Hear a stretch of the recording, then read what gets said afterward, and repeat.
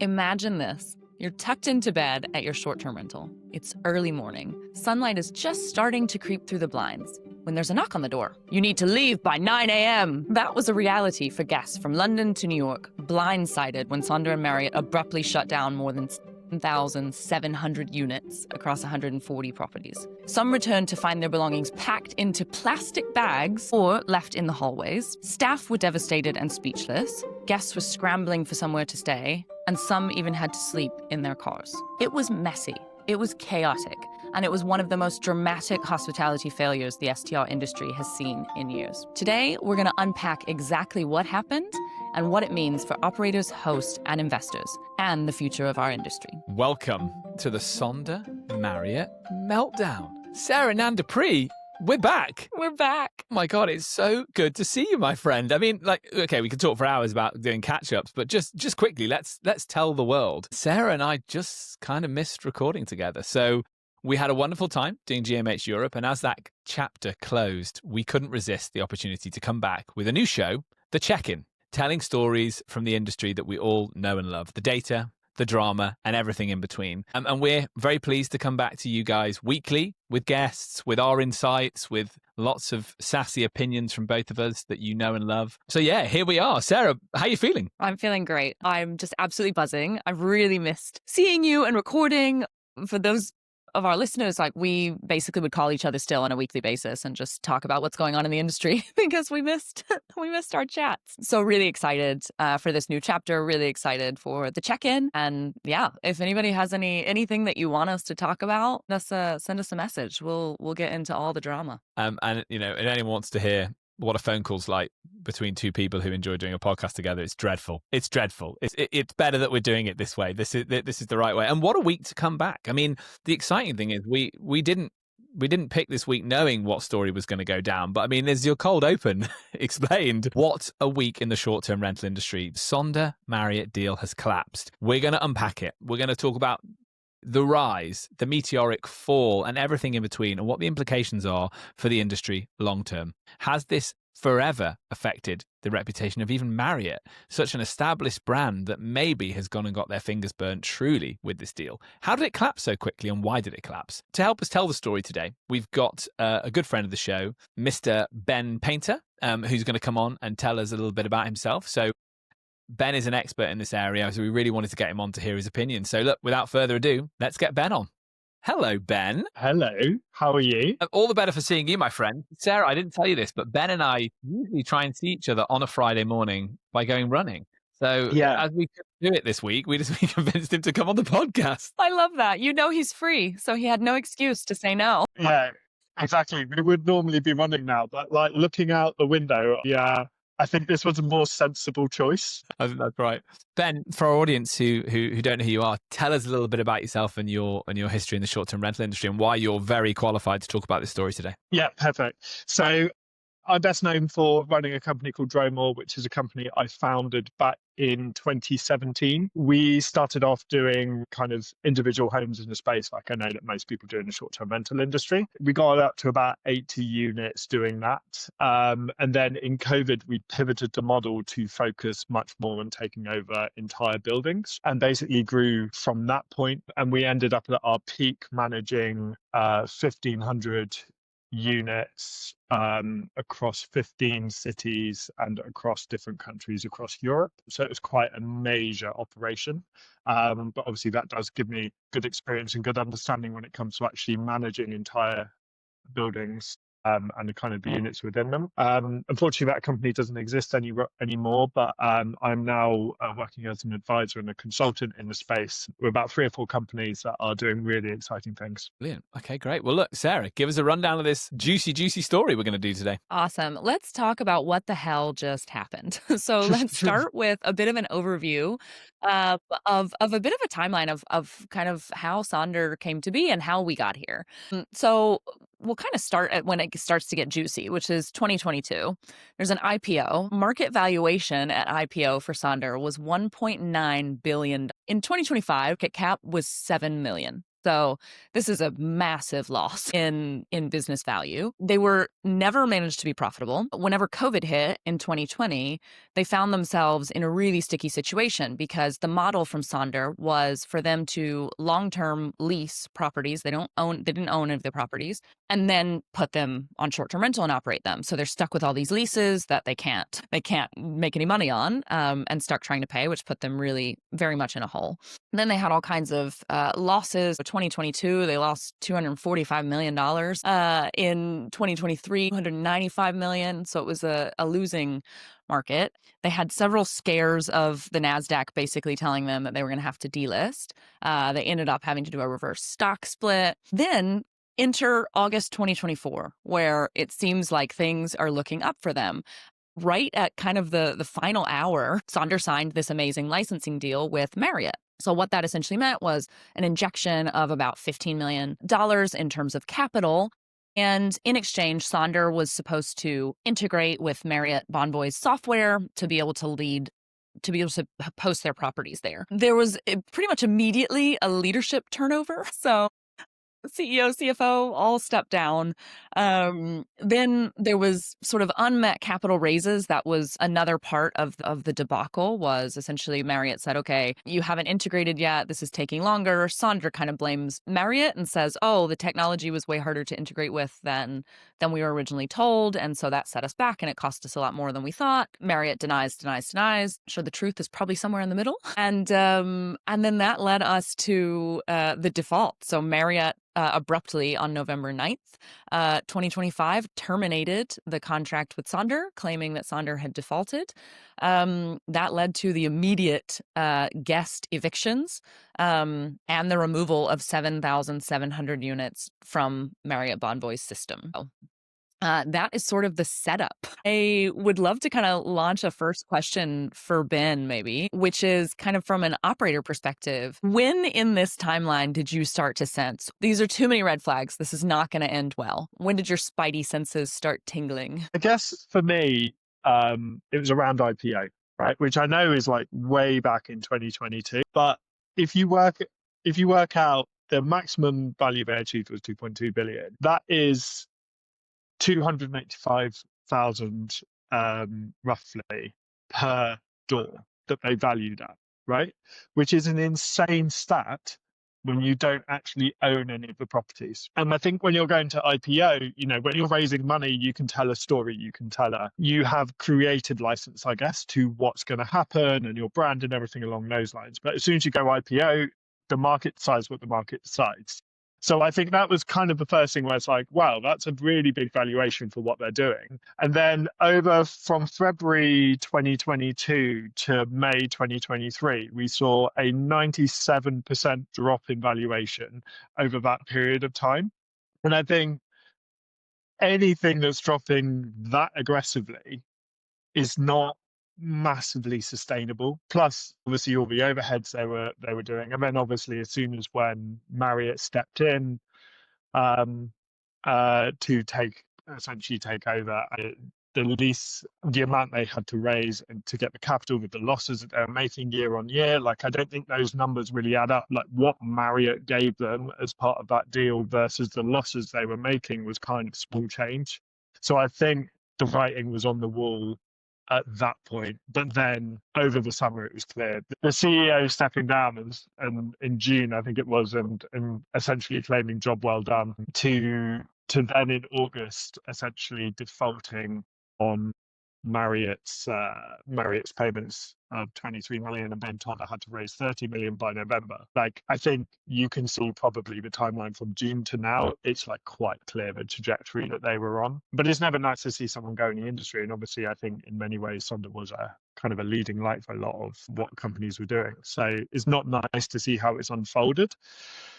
But yeah, I think for me, that's kind of my view on what happened. It's very interesting. I guess the fundamentals as well feel a bit funky, don't they? The idea of master leasing, so long contracts. You can speak on this, Ben. Have you done a master lease? Have you ever done a deal like that? Would you do a deal like that? And be like, they did them at such scale and so quickly. They can't have been good deals. There must have Must have been better Yeah. deals for the people who had the buildings than Sonder, who was ultimately trying to do the arbitrage, right? Yeah, and I think this is it, right? Like the businesses that I built have always been a revenue share model, and I think my view is because you almost take the rough with the smooth. I started my work in property just after the 2008 crisis, and there were a lot of people like setting up and going under. And there was this amazing phrase that everyone was saying that even a turkey can fly in a hurricane. And my view of the master lease model is essentially that when you're in a really good market and everything's going well, then the master lease model looks great on paper. But as soon as things start to turn, then you have a lot of overheads that you need to hit, and you need to work out how you're going to hit those. And I think you're just not built for the kind of turbulent times that we're living in at the moment, frankly. So look, I'd never say no to a master lease if it was an insanely good deal, but I actually saw a LinkedIn post from a respected CEO in the space. So this is a bit hearsay, but they were claiming that they got offered a lease taken over from a Sonder building, which had a 67% increase on what Sonder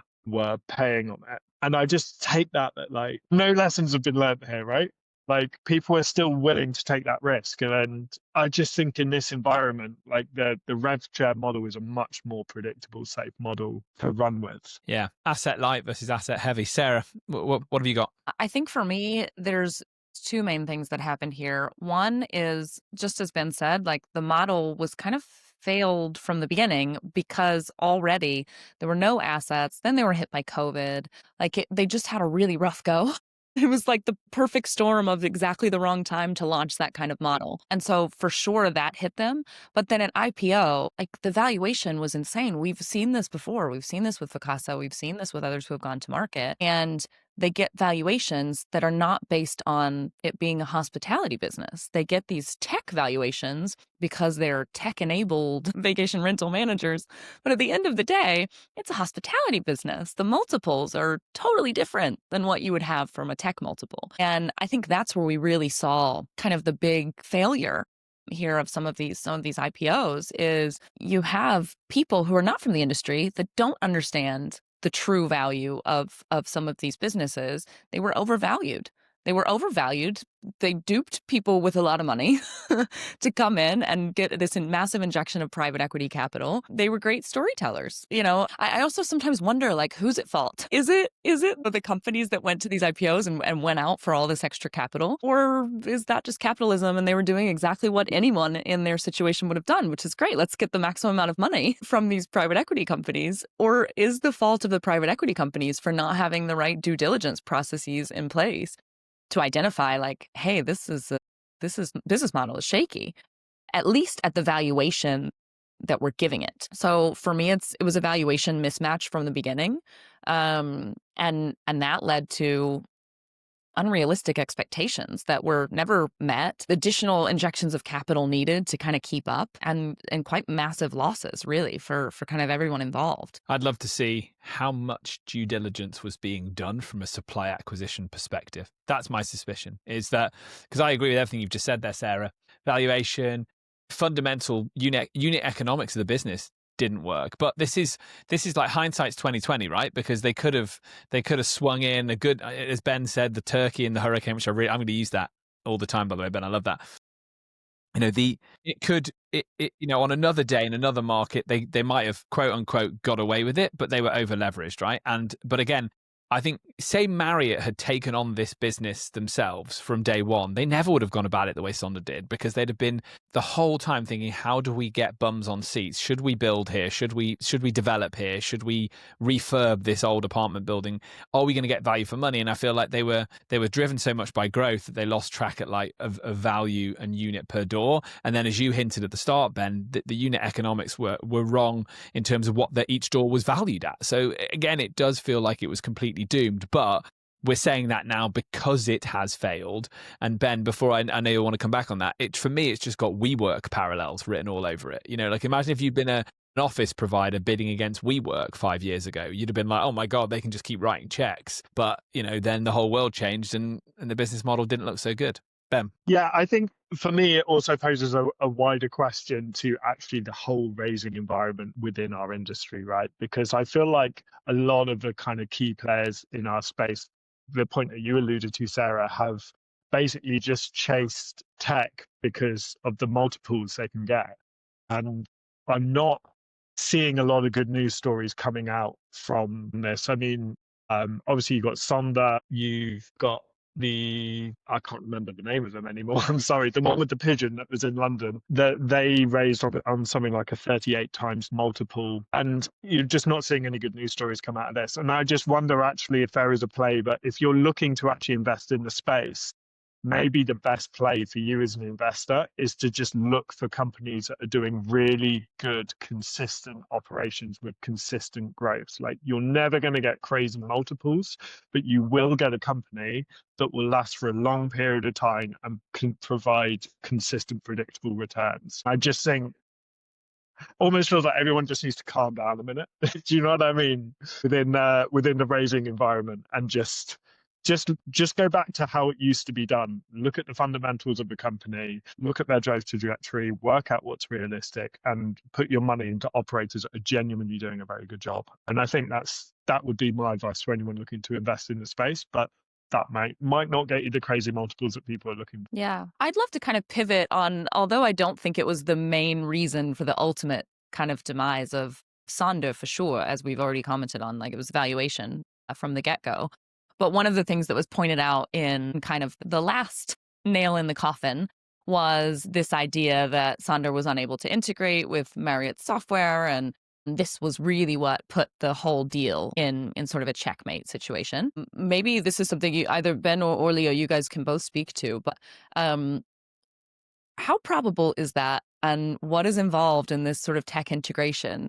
I mean, it seems to me it's just kind of integrating with an OTA, and it can't be that difficult, but I don't know. I don't understand the inner workings. So I think, like, when I saw that, I took two things away from it. And I think you do sometimes see with heritage brands like Marriott, and I don't know this for sure because I've not worked with them directly, but you can see that companies do have older fashioned systems that maybe don't have ways that easily connect with others. So I think maybe it's something there is some truth on, but whether they've used that as the main kind of point when actually it was a more minor point, I don't know. But I think what I took from it, actually, like reading the quotes from Sonder and then reading the quotes from Marriott about everything, was just a general tone I thought was really interesting, in the fact that Sonder, honestly, in my view, come across quite petulant in their kind of response, basically being like, it's not our fault, it's Marriott's tech that didn't work for us. That's the problem. It seemed to be like what it was in a nutshell. And I think Marriott just came across quite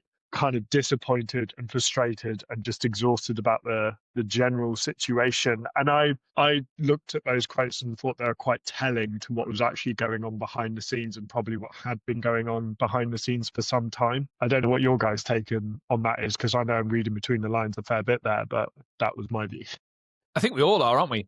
Yeah, we are. We're all in that boat a little bit. It feels like we're not hearing the full story, but I think in the fullness of time we will, because something's gone on here that's drastically wrong. We're going to touch on this later, I hope, in this conversation. The service failure that meant that people were getting kicked out of their apartments and houses mid-stay is drastic. It can't just be about a tech integration. There's more going on here, because that's just far too drastic. You would close off the bookings, you would try and honour the outstanding bookings as much as possible, or in time pivot to getting them into a Marriott or a Marriott branded hotel around the corner. So we will go into the service element. We're going to ask you about that, Ben, because you are a service provider, or you have experience of being a service provider, as well as being, looking at how you do block management.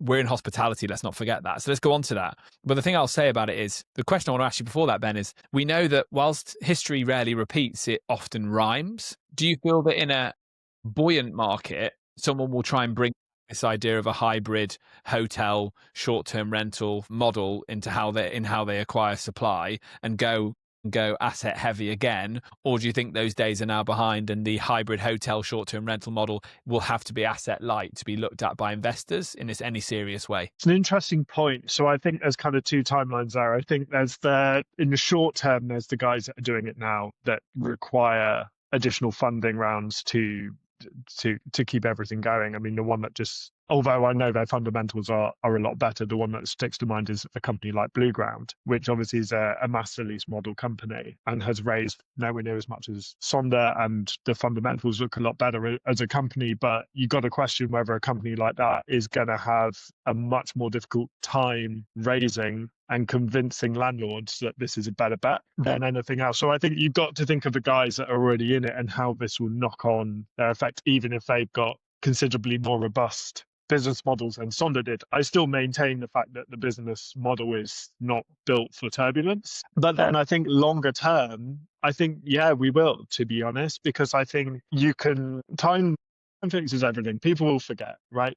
And I think, if anyone makes a reference to Sonder being like, well, Sonder failed and it was a big thing and this is what happens, you can be like, Sonder's failed because of this, but we're not doing this, we're doing this. And that's why this model will work. And I think it's entirely realistic that we will see another equivalent Sonder within the next 5 to 10 years. I truly believe it. I look forward to being able to comment about it like crazy on a podcast then. Here we go. I think we're all asset light. I think we're all believers in asset light here. That kind of goes without saying, right? Sarah, should we dig into the service failure a bit, and like what does this make? How does Marriott feel about this, right, moving forward? Because it's a huge own goal. They signed a 20-year deal. It wasn't an 18-month deal. It was a 20-year deal. And that's probably something to do with Sonder's financial position. But this is a real own goal for a very well-established brand, right? The thing that kills me about this whole deal is Marriott said over and over again, we conducted really thorough due diligence. What happened? What kind of due diligence? I just don't get it from a company the size of Marriott, that with all of the experience that they have in the industry. And I think we all know very well that hotels traditionally, and the way that they're run, is much more structured. It's much less scrappy. It is the old way of doing things. It's very corporate. It's very official. And so for them to have conducted this amazing due diligence, like, I don't see it. I genuinely don't understand. I think for Marriott, it was like, okay, this is a way that we can get into cities in this sort of apart hotel hybrid thing in areas where, like, maybe regulations are really difficult, or maybe as a way to acquire new supply where it might be very expensive for them to build a new Marriott hotel, let's say. But through Sonder, they're acquiring the supply. They get some of the benefit without really taking a whole lot of the risk. I think for me in this whole debacle, the biggest risk that they took and that they're still taking and going to have the effects of for quite some time is the reputation damage. I mean, when you are knocking on people's doors and sending them an email at midnight saying you have to be out by 9 a.m. the next day, they're not honoring. For me, when it gets in the Daily Mail, you have really created a shitstorm. Like, in the Daily Mail? Come on. I mean, that's when it gets gossipy, Next thing we're going to see it in the Inquirer in the US. Like, my mom's going to send me a photo checking out at the grocery store. Like, oh, have you heard about this?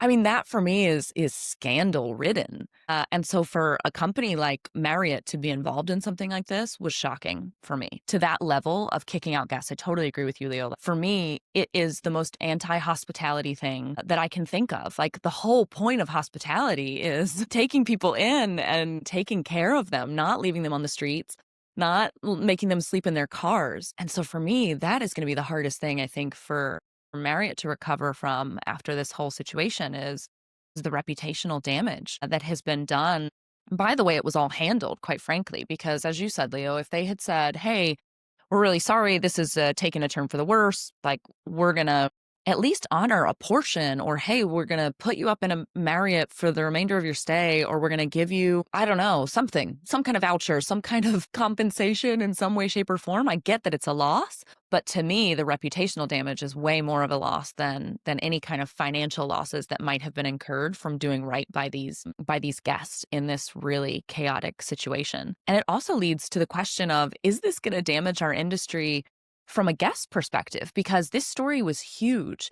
I think it's really easy to kind of think, oh, well, we're flying under the radar. But if a big company like Sonder, and especially in partnership with Marriott, can fail like this and leave people on the streets in the middle of their holiday, can you imagine how comfortable people are going to feel booking with, I don't know, Sarah's Seaside Rentals that has 20 properties? What happens there? And is it just the big ones that can fail, or is this going to reduce trust as well in the whole industry and in the smaller operators? Your final point there really resonated with me, because I think one of the things that always used to frustrate me when I was an operator is that we could objectively offer a better experience than hotels. The main issue, if you're traveling for like a business, basically, you've got a kitchen, you're not going with a £30 voucher to a restaurant and eating on your own, you have your own kitchen and stuff like that.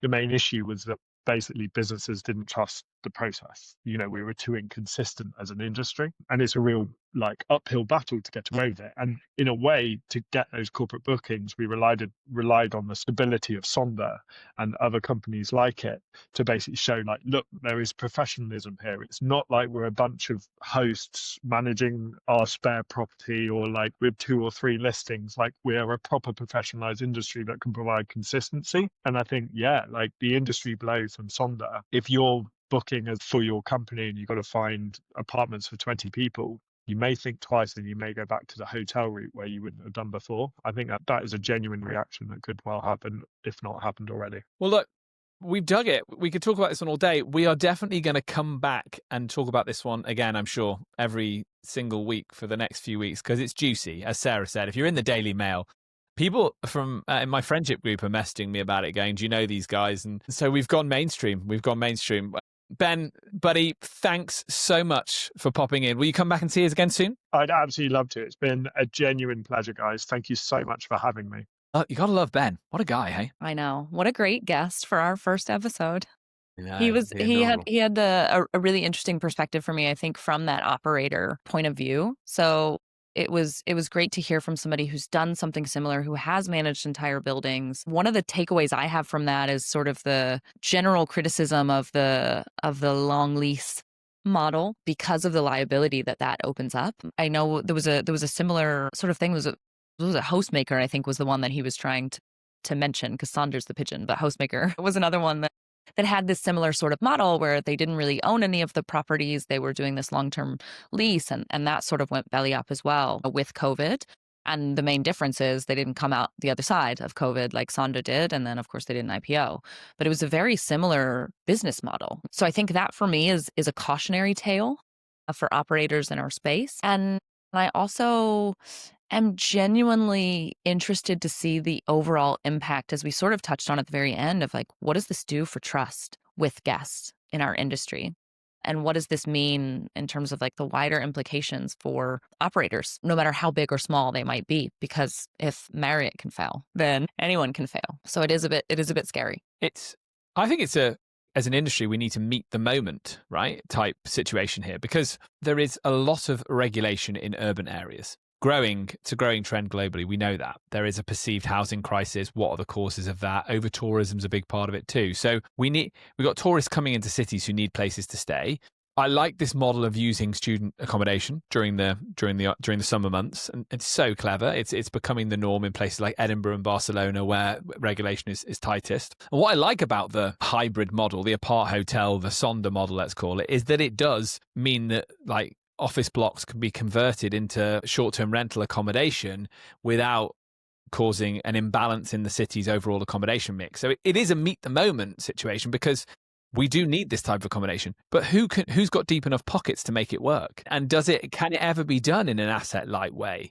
It feels to me like you'd be looking for a hotel chain to take over a building and make some of it a boutique hotel and make some of it apartments, rather than it being from within the industry, which feels like a shame, but that feels likely to me, because they would have an idea of how to run it, how to make sure that they got enough guests in it to make it pay, and then there could be a change of use if it wasn't working. You make the hotel element a bit bigger and the apartment element a bit smaller, or vice versa.